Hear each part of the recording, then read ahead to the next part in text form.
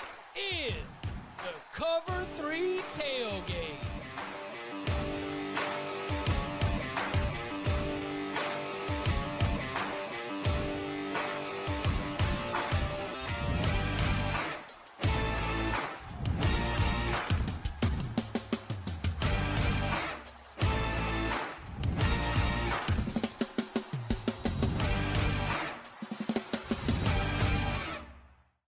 And welcome back to the Cover 3 podcast here on CBS Sports. That's Tom Fornelli. That's Danny Kanell. I'm Chip Patterson coming to you live at youtube.com/cover3 and everywhere you get your podcasts on demand.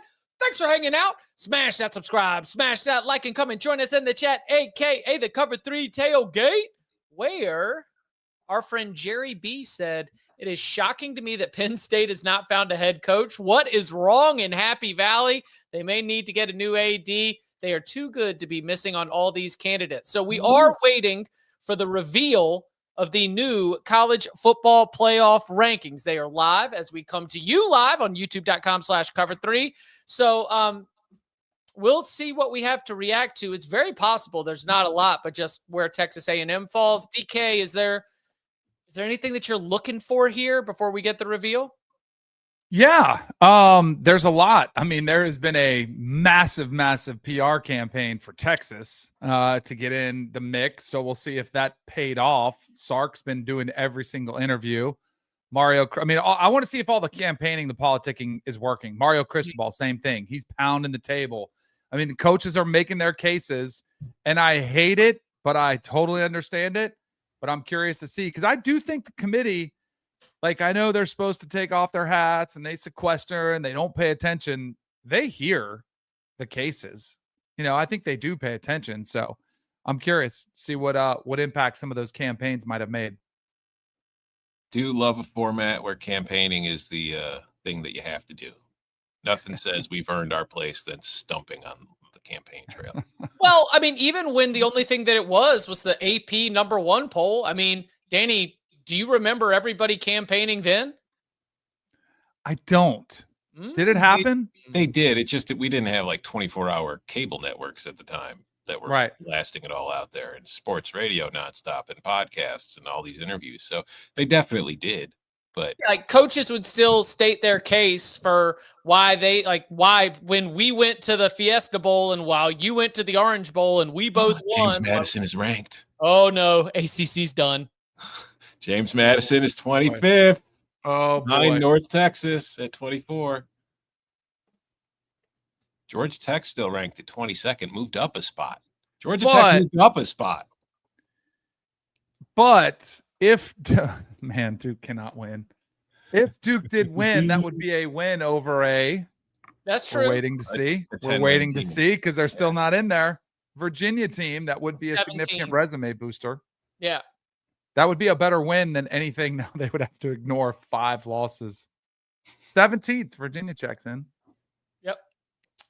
Tulane up there at 20 because Tulane against North Texas. So that basically guarantees at least a spot for the American winner. Yeah, whoever wins down in New Orleans on Friday night will almost certainly be in the college football playoff. Tom, are you ahead right now? No, I'm behind. I'm just surprised Arizona moved up 7 spots. Beating Arizona State? Well, I think 7 spots just means that, yeah, I see what Michigan lost. They had to slot them after them. What other loser did they have that dropped? Well, a lot of, like, your 23s. Why do you have to slot Michigan behind Arizona? It's not like they played a head-to-head or anything. You can keep Michigan ahead of Arizona. I mean, Michigan's 9-3 is better than Arizona's 9-3. Yeah. I mean, there's no reason. Oh, Vanderbilt's steady. Yeah, you beat Tennessee and you don't move? Vanderbilt. Storm Grapevine. This has got to be Texas at 13. Oh, yeah, of course. Now they're going to slow it down. Now they got to break down Vanderbilt. Texas 1 spot ahead. Yep. Here we go. Texas. See, I'm behind you guys. Did they really feel it yet? Yep. Texas at 13. Damn it, Chips. Got new internet.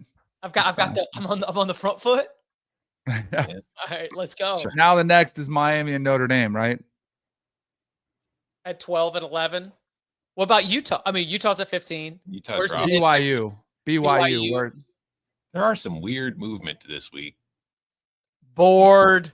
Wesley Walls was bored. Utah dropping 2 spots despite winning. Okay. BYU's at 12? No, Miami at 12. Oh, so Miami's done. They didn't get the jump they wanted. No. Oh, They beat Pitt. That was supposed to be a ranked win. You're supposed to use last week's rankings to make the new rankings. Cowards. Miami's done. Cowards. Miami's been done since they didn't get the results last week. So, but you're just saying done since Sunday. Yeah. Yeah. Not done since like the middle of last week. So I guess BYU at 11. Yeah. Mm-hmm. Wow. So they were bored outside of the top 14, but inside the top 14, they were like, yeah, sure. Well, only one team in the top 14 last week lost. Texas A&M. So now it does get interesting. 8 and 9. Who's there? Because you're really not safe unless you're at 8. 9's in danger, right? If there were some bid stealers. There's no BYU is the only bid. BYU is the only bid thief, yeah. Because Texas clearly isn't going to be one, right? So you're safe at 9. Mm-hmm. Yes. Group of 5 ACC are 12 and 11. Yeah. Mm-hmm. Or ACC / Sunbelt. Or James Madison. Yes. Notre Dame's at 10. Yeah, it's them or BYU. Same. It's them or BYU. That's the only one. So Notre Dame did drop one. So they want both Notre Dame and Miami out to avoid the whole situation. No, Notre Dame's got 2 losses. Their resume with the rest of the 2 lost teams compared to the 1 lost teams ahead of them isn't nearly as good. Mm-hmm. I don't think there's any. We're so focused on the head-to-head. I really don't think there's some grand conspiracy to just keep these 2 apart. I'm sure if Bud were here, he would disagree. Yeah, I think that James Madison being in and Miami's positioning, it's Virginia or bust. Yeah. I will say on Saturday night, if Troy happens to go up to Harrisonburg, 22-point underdog, 22 in 29 degrees and a wintry mix on Friday night. Anything could happen. How do you think those Bama boys are going to like that? Throw out the record books in the championship game. That's right. That's right. That's a good question. If Bama loses, are they out? I think it depends on the score. No. You think they're safe at 9? I said on Saturday night that Alabama would probably pass Notre Dame in the rankings this week because they want to be able to set it up. So when they lose, if they lose the SEC championship game, they're going to keep them in because they will not. And that's the swap. And that's exactly what happened. That's what I said was going to happen on Saturday night. Yeah, they're protecting Alabama. That's what I said to Kevin on our text 20 minutes before the show. So nothing's going to change. Ole Miss at 6. Yeah, Ole Miss actually moved up. So thank you, Lane Kiffin. You're so gracious for, saving. Did Lane Kiffin save Ole Miss by sending Charlie Weiss Jr. back to Oxford? The streets are wondering. Ole Miss now at 6 might be guaranteed a home game. Because that is the relevancy. Yeah. I mean, like when it comes down to it, that's $1 million or multi-million-dollar decision for Oxford. Economic impact, athletic department, the ability to host a home game is massive. So by Ole Miss moving up, I think that the Rebels might be safe in terms of locking in a home game. Yeah. Yeah. That's good. Good for the Rebels. Yeah. It's going to be an electric environment. I can guarantee you that. Yep. 100%. And then we're just slotting them around. Georgia, Indiana, and yes, Ohio State. So as we look at the top 10, Ohio State, Indiana, Georgia, Texas Tech, and Oregon. Ole Miss checking in at number 6. Texas A&M falling down to number 7. Oklahoma at 8. Alabama currently at 9. Then we get Notre Dame at 10. And then BYU currently at 11, Miami at 12. So real quick off the top. Oh, they changed the wording. They changed the bracket. Conference champ number 4, conference champ number 5. Yeah. Poor Miami. They were just messing with playing mind games with Hurricane fans. Yep. It's like they wanted to stoke like a debate just for meaningless fun and get everyone show. Why would they stoke a debate when you could embrace that debate, Tom? I'm sorry, but it's like it was all a work. It's like the network that broadcasts and pays for WWE was just pretending it was real.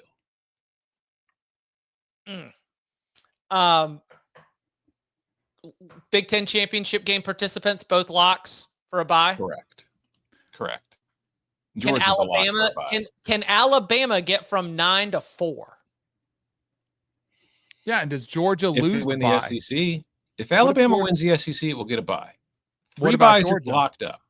Does Georgia, Ohio State, and Indiana are getting byes. Then the 4th spot will be Texas Tech if Alabama loses to Georgia, or Alabama if Alabama beats Georgia. That's cut and dry. I don't know. I disagree. For winning the SEC, you don't think they're going to give you a bye? No, I don't think they'll jump them that high. And there, I think you might lose. Georgia might lose the bye. Nah, not if Georgia's got 2 losses and they're both to the same team.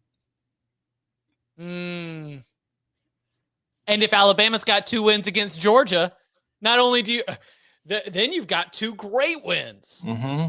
And you've got the Florida State loss, which clearly week 1 doesn't matter anymore. And then you've got the 2-point loss to Oklahoma, in which you pretty much outplayed them. You just didn't outscore them.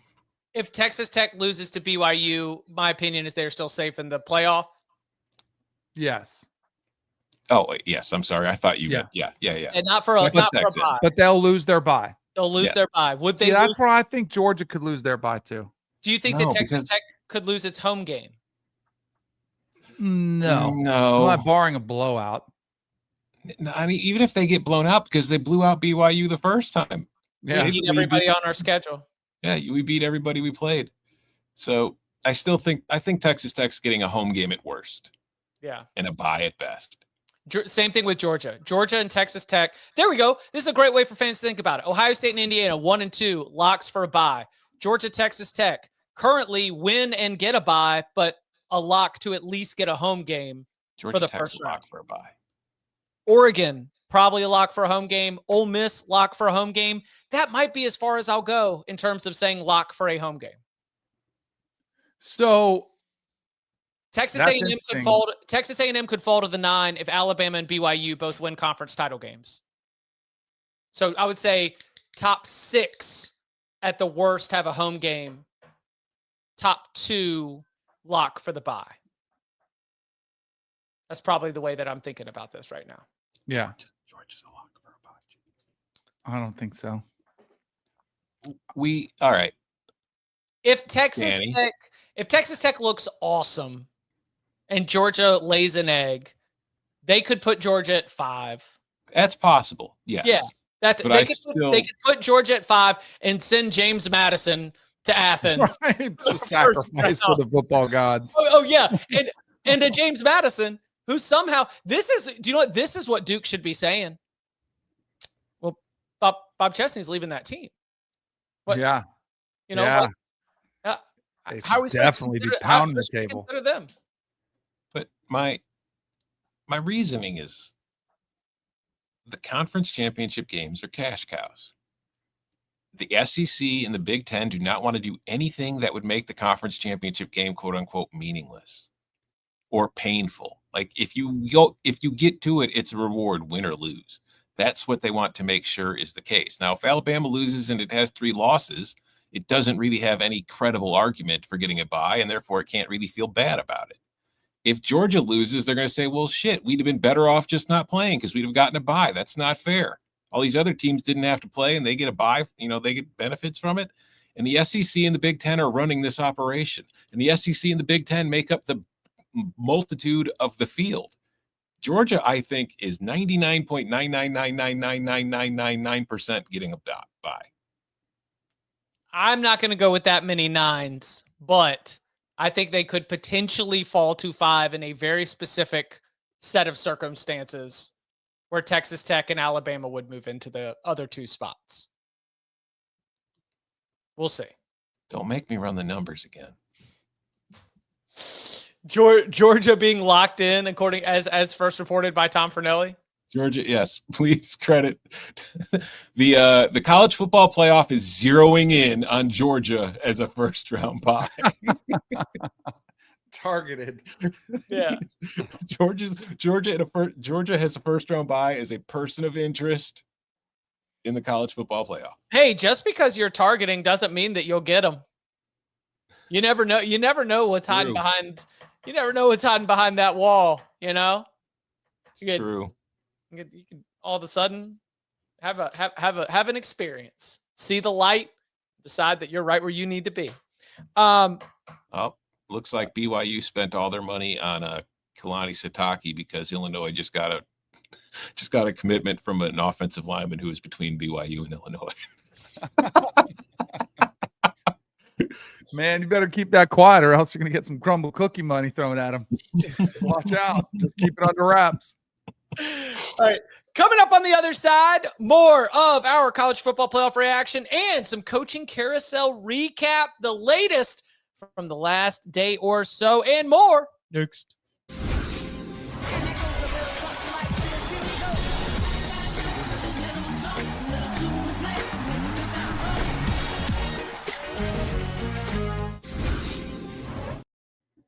Jeez, my world for a longer ad break. Back here on the Cover 3 podcast as we continue to see, we kind of laid it out for you a little bit what the stakes are for the weekend. Yes, Danny. I was going to ask you of these results because now you've got Miami's pissed off, Texas is pissed off. We are evaluating a new college football playoff that is supposed to be given to us now after the college football season. Any ramifications from this one? Clearly, and then I guess we would see what happened if the SEC, with who gets a buys after the. If the SEC gets weekend. No buys, they will raise hell. It is going to be incredible. Right. But I do think Texas not getting in, I think it's interesting too, because they've been talking about strength of schedule and this new metric. It's almost like they wanted you to give them credit for doing the 9-game schedule, which doesn't start until next season. Correct. I thought that was interesting because they've all do our schedule's so hard. We're doing 9 games. I'm like, that doesn't start till next year. But I do wonder if this means expansion, most likely.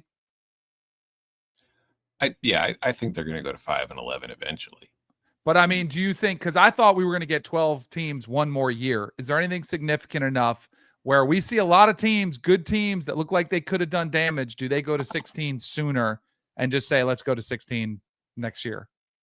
I don't know. I mean, I wonder if the expansion is really going to be based on results and teams being left out and people crying about it, or if it's just kind of being stalled until the next round of realignment.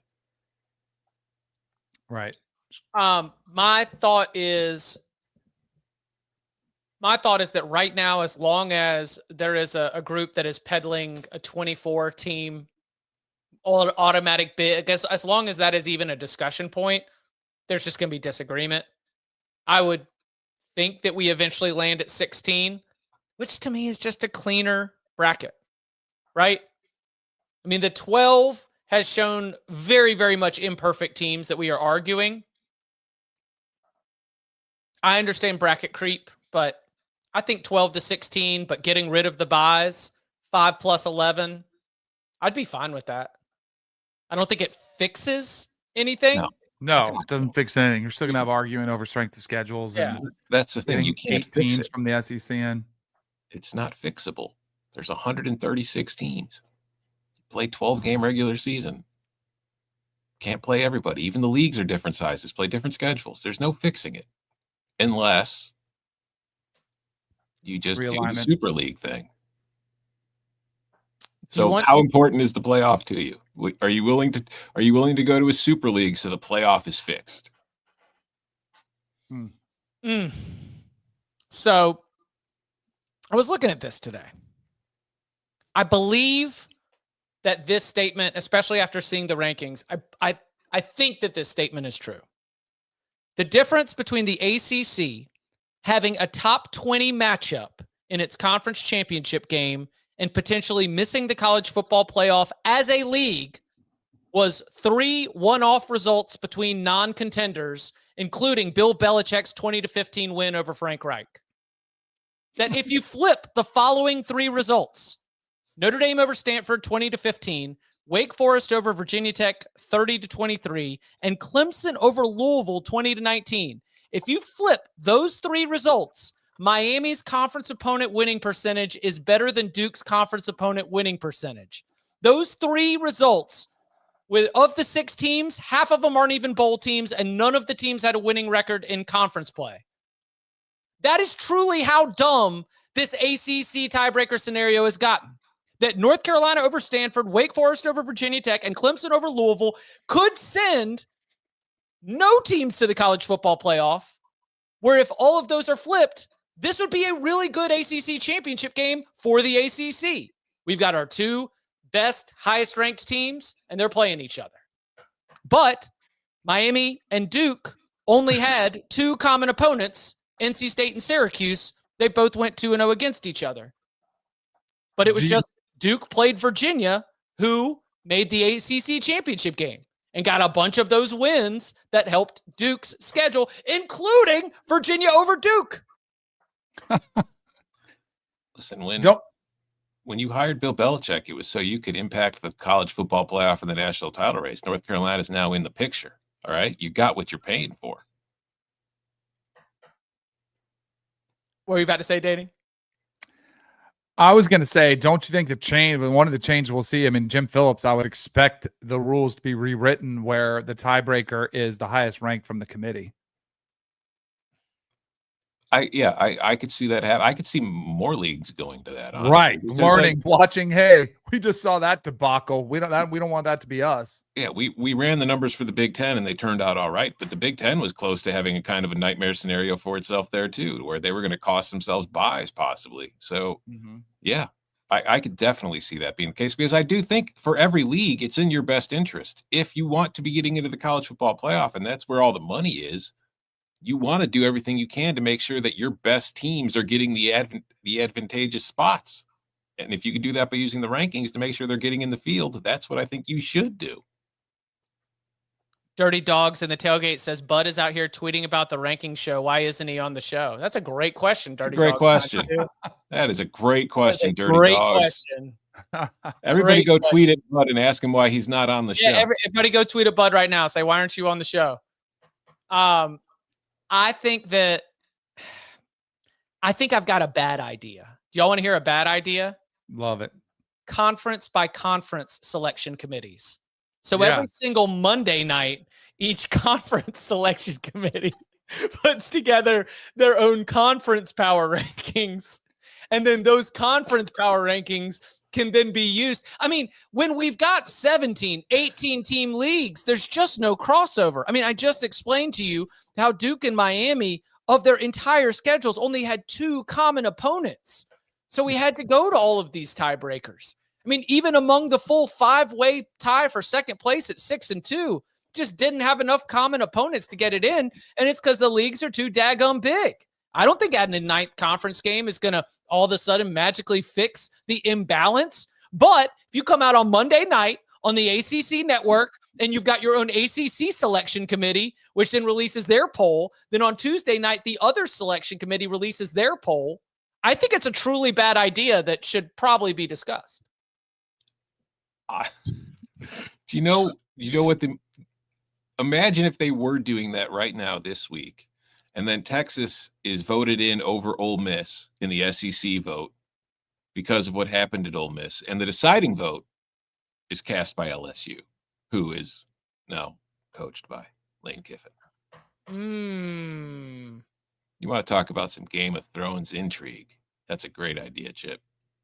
Let's just take as much of this off the field as we possibly can. Glad to help. Your point. I used to talk to Reese Davis about this because I was always pushing for expansion. And when we were at 4, and and we were trying to figure out, well, how do you get 8? And 8 was the number because it was 5 conference champs, 3. And then it was like, well, how do you debate, who does what? And he said, just have the conferences give you their best team, however they want to determine it. Do you need a conference championship game? If you want to have it, fine. If you don't. Each conference gets to decide. So it's kind of similar to yours, Chip, where you're like, conference selection committee, whatever it is. If you want to have a play-in, remember that was bantered around this offseason? Yeah. Mm-hmm. To have maybe you'd have your top team wins the ACC, and then there's a battle of third and fourth. Well, there's the Ivy League didn't have a basketball championship game for the longest time. They just had to declare who they were sending to the NCAA tournament. Each conference has its own way to be able to declare a champion, but I think that obviously for the competitiveness standpoint, like what Manny Diaz is saying right now is like, look, these are the rules. Just because the rules didn't give you the outcome you wanted doesn't mean that the rules are wrong. The rules gave us this opportunity. We want to try and go win our first ACC championship since 1989.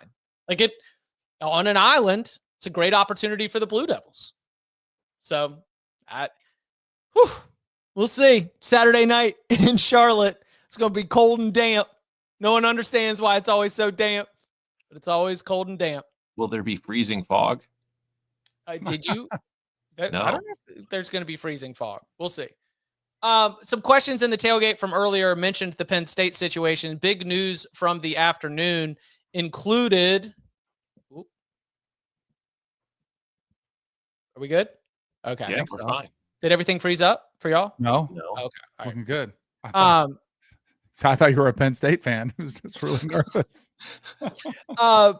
Kalani Sitake was widely reported. That's like Penn State is targeting BYU coach Kalani Sitake.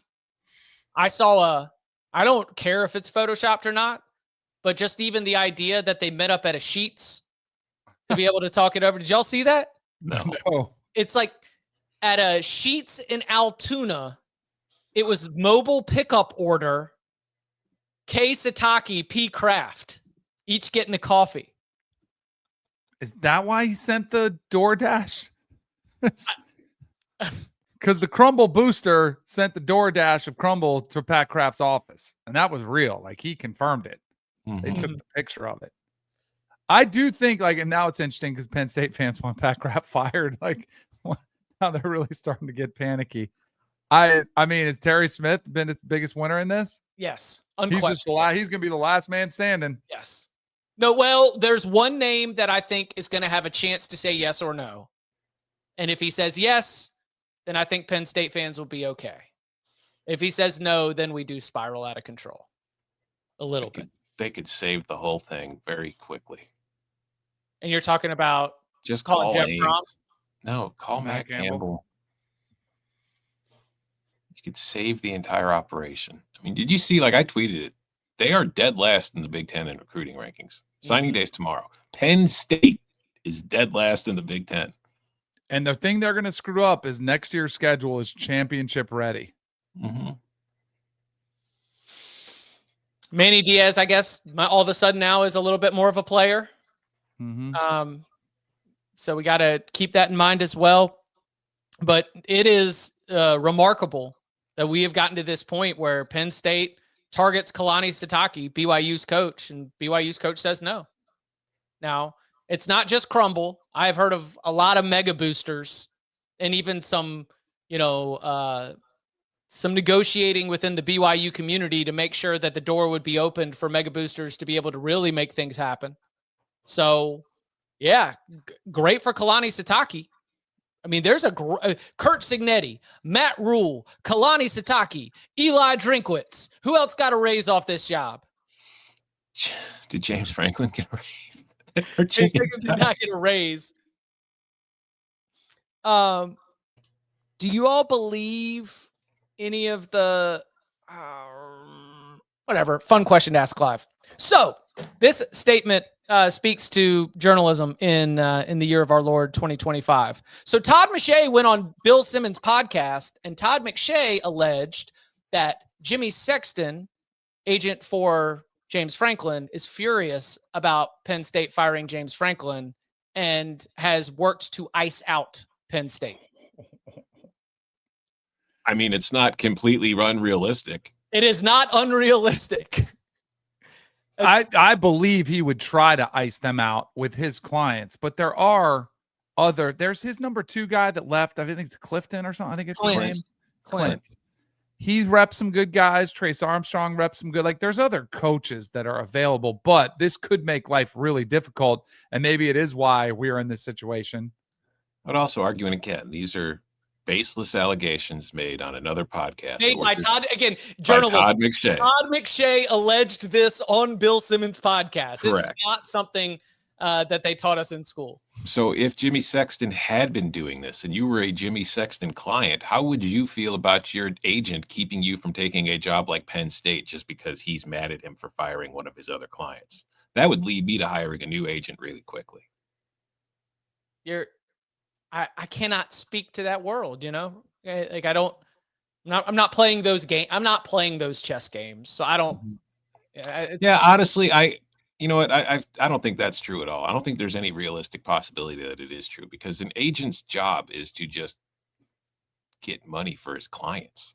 It's like, I don't think agents can take anything too personally, considering what they do to the schools all the time. They pretty much hold them hostage every single year. It's just there's a theory going around on the socials. Because I think Miami. Do you guys think Miami? Do you guys think Miami is done? Yes. Yeah. That is not what the socials are saying. I got some Miami fans in my comments saying with Notre Dame dropping, if BYU loses, Miami pumps up. They're right there next to each other. There's your flip. I know. I'm just telling you the socials. I'm just telling you. Who do Miami and Notre Dame play this week? Nobody. Nobody. But Hunter Nothing's going to Yurachek change. also.